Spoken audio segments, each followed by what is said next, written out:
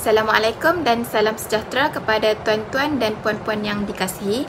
Saya Nur Umairah binti Abu, pelajar dari program Antropologi dan Sosiologi, akan membentangkan hasil kertas kerja saya yang bertajuk Ketakutan terhadap jenayah dalam kalangan warga emas di daerah Yan Kedah. Kebimbangan terhadap jenayah dianggap merupakan suatu perkara yang serius. Orang ramai bukan sahaja memerlukan persekitaran yang selamat, tetapi perasaan selamat juga perlu ada dalam diri masing-masing.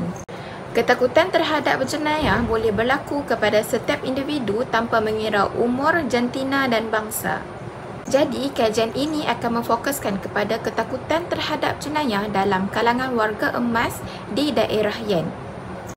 Sejumlah 13 orang telah ditemubual oleh pengkaji untuk mendapatkan variasi jawapan bagi menjawab kepada objektif kajian. Objektif kajian di dalam kertas kerja ini ialah mengenal pasti faktor-faktor yang membawa kepada ketakutan terhadap jenayah dalam kalangan warga emas di daerah Yan. Beberapa kajian di negara barat telah berusaha untuk mengira sejauh mana dan kaitan mengenai ketakutan terhadap jenayah. Kajian jenayah British baru-baru ini berdasarkan sampel nasional 11,000 isi rumah telah mengesahkan beberapa penemuan Amerika. Kedua-dua usia dan jantina telah muncul sebagai peramal penting untuk ketakutan terhadap jenayah.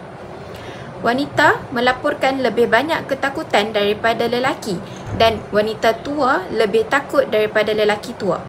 3 daripada 5 wanita tua yang ditemu ramah menganggap bahawa dirinya sangat tidak selamat berada di kawasan kejiranan pada waktu malam. Hanya 27% lelaki berusia lebih daripada 60 tahun yang dilaporkan merasa tidak selamat ketika keluar pada waktu malam. Manakala kumpulan usia yang lebih muda mencatatkan tahap ketakutan yang jauh lebih rendah. Menurut Silverman and Kennedy 1985, kehidupan bersendirian dapat meningkatkan ketakutan terhadap jenayah, sedangkan apabila mempunyai hubungan sosial yang erat di kawasan kejiranan, mereka mengalami tahap ketakutan yang lebih rendah berbanding mereka yang tinggal bersendirian. Metodologi yang digunakan dalam kajian ini ialah pengkaji menggunakan pendekatan kualitatif melalui temubual semi-struktur.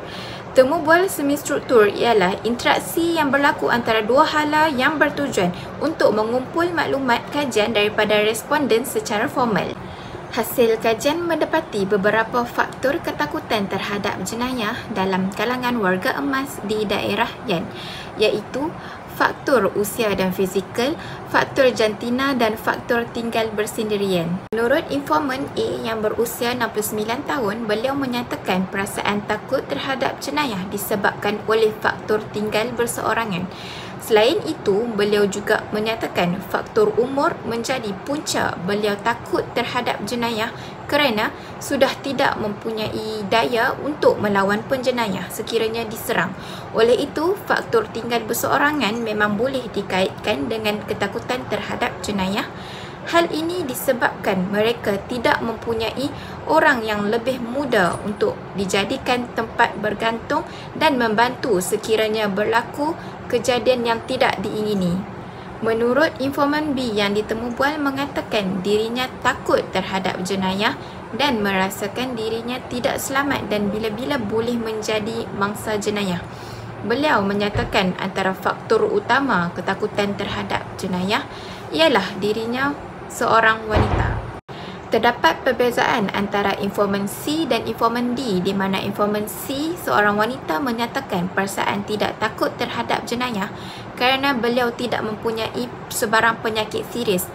Manakala informan D menyatakan perasaan takut terhadap jenayah kerana beliau mempunyai penyakit yang serius walaupun beliau merupakan seorang lelaki.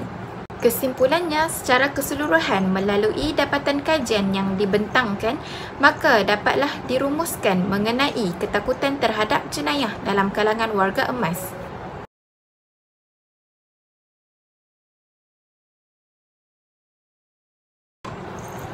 Itu sahaja pembentangan daripada saya untuk hasil kajian ini. Sekian, terima kasih.